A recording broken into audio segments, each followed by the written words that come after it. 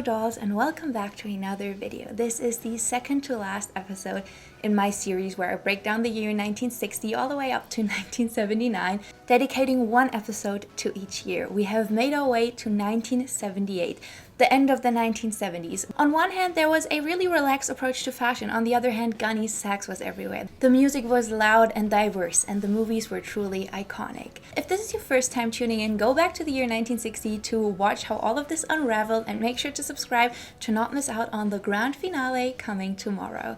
But now, without any more talking, let me take you back to the year 1978. Welcome to 1978, a year of change, experimentation, and the cultural reverberations of the 1970s. The late 70s were a time when the world was facing both reflecting and reinvention. It was a year when disco ruled the dance floors, punk rock continued to disrupt the music scene, and the cultural shift toward individualism and self-expression was in full swing. At the same time, political unrest, economic challenges, and social movements continued to shape the global landscape. This year would see the culmination of a decade defined by contradictions and breakthroughs, setting the stage for the radical changes of the coming years. In the United States, the effects of the Watergate scandal and the resignation of President Richard Nixon still lingered, leading a wave of disillusionment in politics. However, the country was also experiencing a growing sense of independence, with social movements such as feminism, environmental activism, and the gay rights movement gaining traction. The film industry, meanwhile, was experiencing a renaissance, with the release of Grease capturing the spirit of 1950s nostalgia that was sweeping the nation. Culturally, 1978 was a year of stylistic evolution and musical innovation. Punk rock, which had emerged in the mid-1970s, continued to grow, while disco culture was at its peak. Fashion was becoming more diverse, with the sharp tailoring of disco clubs contrasting with the loose, rebellious styles of punk. On screen, movies like Grease and Superman drew audiences in, with their larger-than-life spectacles, while smaller films like Halloween captured a darker, more thrilling side of the era. From fashion to music to film, 1978 was a year of transformation, marked by the colliding forces of past and present, tradition and rebellion. Politically, 1978 was a year of unrest and unease. The effects of the Watergate scandal were still felt in the early days of President Jimmy Carter's administration, with the country grappling with rising inflation, high unemployment, and a sense of political cynicism. On the international stage, the Camp David Accords brought peace between Israel and Egypt, a historic achievement in the Middle East that garnered international praise. In the UK, political turmoil continued, with Prime Minister James Callaghan struggling to manage inflation and labor strikes that marked the so-called winter of discontent. The country was facing economic challenges, but at the same time it was a period of cultural renewal, with punk music and fashion pushing back against the status quo. Economically, 1978 was a year marked by inflation and wage freeze. Inflation reached 7.6%, making everyday life more challenging for many. Meanwhile, the cost of living remained high, with gas prices continuing to rise, though still far from the fuel crisis a couple years prior. I'm drawing out the price development in the United States by comparing the same three things in every single video. The cost of a loaf of bread, a movie ticket, and a new house, as well as telling you the annual household income to put everything into perspective. If you were to go out in 1978 to buy a loaf of bread, that would set you back around 36 cents. A movie ticket would be around $2.34, and buying a new house would be a whopping $54,800, while the annual household income has climbed up to $17,000. In fashion, 1978 was a year of contrast. On one side, disco fashion was alive and well, with sequins, wide lapel, and polyester dominating the dance floors. The style was all about glamour, confident in excess, as people embraced a look that was designed for visibility. High-waisted pants, shiny materials, and form-fitting silhouettes became the go-to style for both men and women, a bold departure from the more relaxed bohemian looks of the earlier 1970s. The 70s are the decade of relaxed styling, and I feel like a jeans and a t-shirt was kind of like an everyday uniform for many. That's what I decided to go with today, wearing this wonderful vintage tee and then this hat that my grandma used to wear in the 1970s, and a pair of denim flares. But I'm also gonna put it up here for you to actually see. But 1978 also brought a bunch of other styles to the forefront of fashion. The punk movement, for example, represented a stark contrast to the glamour of disco. Punk fashion was characterized by its DIY ethos, with ripped clothing, leather jackets, band t-shirts, and bold accessories like studs, chains, and safety pins.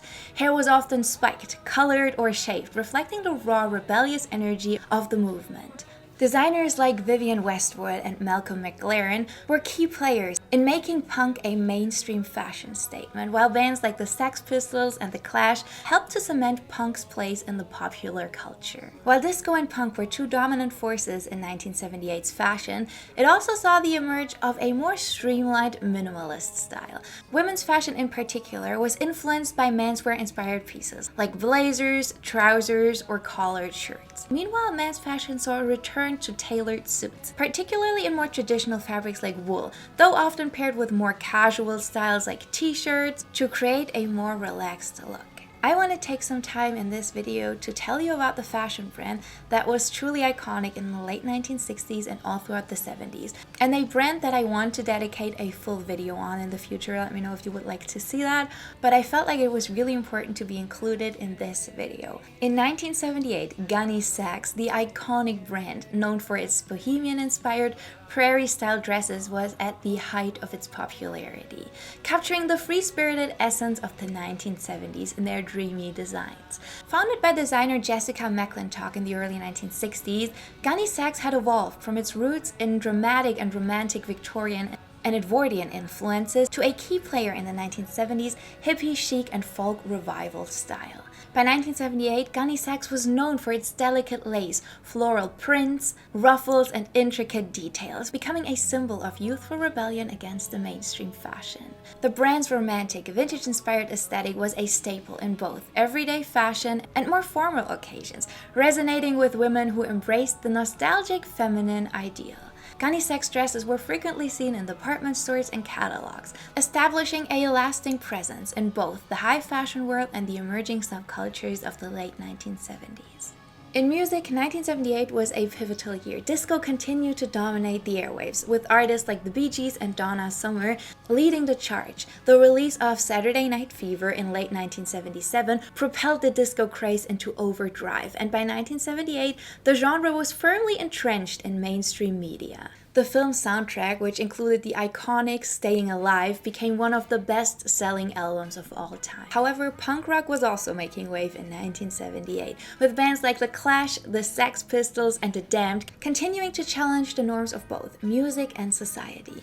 The aggressive sound, anti-establishment lyrics, and rebellious attitude of punk created a stark contrast to the polished perfection of disco. And soon the two genres became symbolic of the broader cultural divide between the mainstream and the counterculture. In the mid to late 1970s, there was one girl group who had turned the music world upside down with their mix of rock and roll, glam rock, and punk rock, the Runaways. Formed in Los Angeles in 1975, the band's lineup was composed of young, mostly teenage girls who were determined to break the mold of the male-dominated rock scene. The Runaways, led by Joan Jett playing guitar and also sometimes lending vocals, and Lita Ford on the guitar, with Sandy West on the drums and Jackie Fox playing bass, as well as Sherry Curry, the lead singer of the group, were a force of nature, blending raw punk energy with glam rock and quickly capturing the attention of fans and critics alike. Their sound was unapologetically loud, brash, and in your face, traits that became synonymous with the rebellious spirit of rock and roll. Songs like Cherry Bomb and Hollywood screamed with energy and youthful defiance, and the band's image of rebellious, tough girls clad in leather jackets and glittering makeup struck a chord with young fans everywhere. Their stage presence was unmatched, with Joan Jett's iconic swagger and Lita Ford's shredding guitar solos inspiring a generation of female rockers. Despite their youth, they were thrust into the spotlight, performing in some of the most prestigious venues, including their infamous appearance with Alex Cooper on the road in Japan, where they became cult legends. Sherry Curry, the band's lead singer, had always been a focal point of attention due to her striking looks and powerful stage presence, but her youth and the pressures that came with it began to take a toll on her. She clashed with Joan Jett and Lita Ford, who had become more dominant in the band's creative direction. Tensions between them were often amplified by their manager, Kim Fowley, whose volatile behavior added to the emotional strain.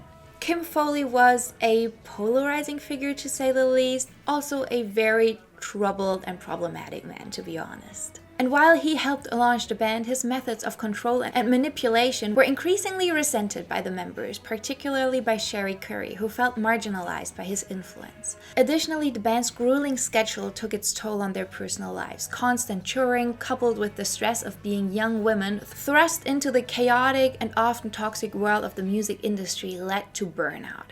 The final blow came when their 1978 album, and now the Runaways, failed to meet commercial expectations. The lackluster reception from both critics and fans compounded the growing disillusionment. It truly seemed like by 1978 the band had reached their breaking point.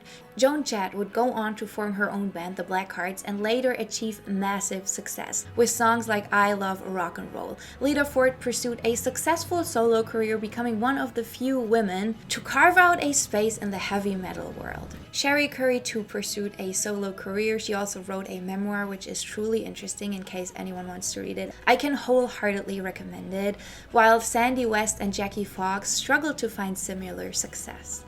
The Runaways were officially disbanded in 1978, but their legacy lived on through the music that they created. They were pioneers of punk, glam rock, and hard rock, paving the way for women in a genre that had been, up to their arrival, dominated largely by men. The Runaways proved that girls could rock out just as hard, if not even harder, than their male counterparts. But 1978 also opened the doors to a couple of new genres, with the rise of new wave and post-punk bands like the Talking Heads and Blondie, signaling the beginning of a new era of innovation in music. They were influenced by punk, but included elements of glam rock and rock, as well as electronic music, and they would lay the groundwork for the sound of the 1980s. I just realized I forgot to change the record because I was listening to Joan Baez this morning, but I have a copy of Blondie's Parallel Lines, which was released in 1978. It's a great record if you ever want to give it a go. I adore this. I know that people love Heart of Glass and there are so many tracks on this, but my favorite song on here is by far Pretty Baby. While in 1977 everyone rushed to the Studio 54 as it was the place to be, there was a new nightclub on the map in 1978, this time located in Paris.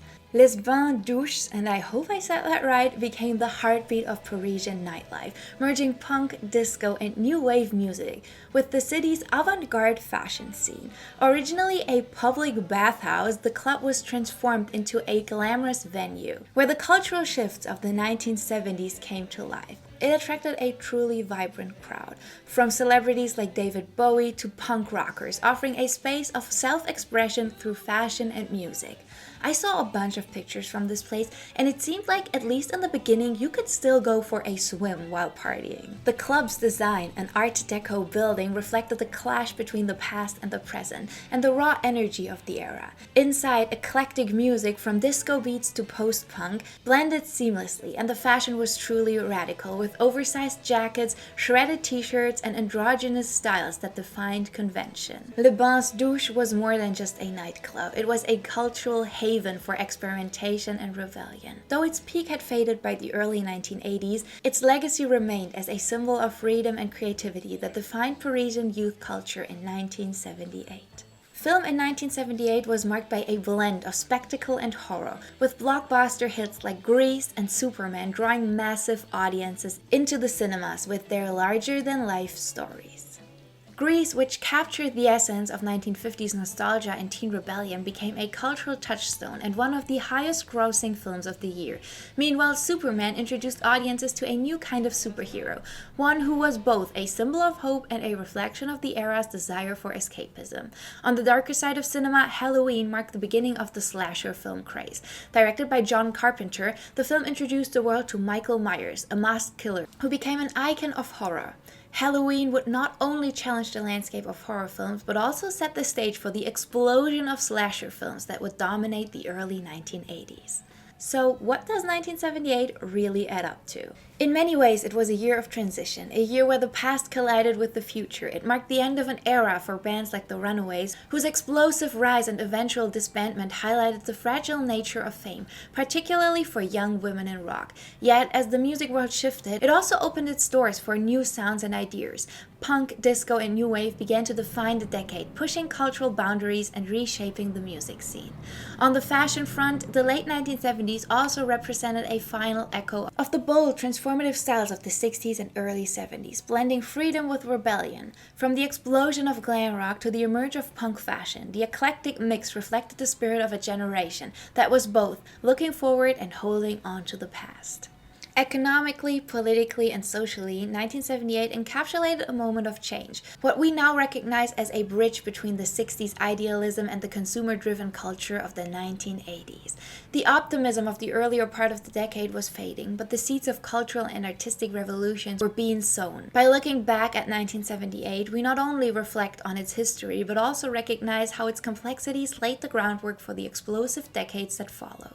It was a year that resonated deeply with those who lived in and continue to speak to us today, reminding us that even the most turbulent periods can catalyze great change. Come back tomorrow for the final episode of this series, where we will close out the 1970s and also take a look back to our beginnings in the early 60s. So that is it for today's episode. That is it for the second to last episode. I cannot believe we've made our way pretty much through the entire 1970s. Of course, I cannot let you go before having my tea. This one is hibiscus and juniper berry, which, speaking of juniper, tomorrow's episode will feature Jennifer Juniper, or other known Jenny Voigt, Patty Voigt's sister. A lot of people asked about her in the early 60s, and I kept her until the final episode because tomorrow we will talk about 1979, the year that saw Fleetwood Mac working on their album Tusk. And when I talk about that, I kind of want to take a look back at the complexities of Fleetwood Mac, and trust me, Jenny Voigt will play a huge part in that. So yeah, let's give this one a go. That is wild. It tasted really like soothing at first, and then it came kind of like sour and fruity. It had like the second taste to it. This is really great. I really, really like this. This might be my favorite in there this year. But yeah, that is it. That is it for 1978, the second to last episode. I hope you enjoyed it. As always, I probably did not cover everything, so if you felt like there was something important to add, leave a comment down below. Also, I feel like in this video, I touched on a couple of topics that I would love to dedicate full videos on: the Runaways and also Gunne Sax. I'm wearing a very Gunne Sax inspired outfit for 1979 to just close it all out, but I feel like Gunne Sax would be an interesting topic for a future video. But yeah, that is it. I truly hope you enjoyed the video. If you did, I would love you to give it a thumbs up and maybe even share it with a friend. It supports me, it supports the channel, and it would truly mean the world. I hope you have a beautiful day. Go out, enjoy the sunshine. Take yourself some time to focus on you and your mental health today, and I will catch you in the next video. Bye, dolls!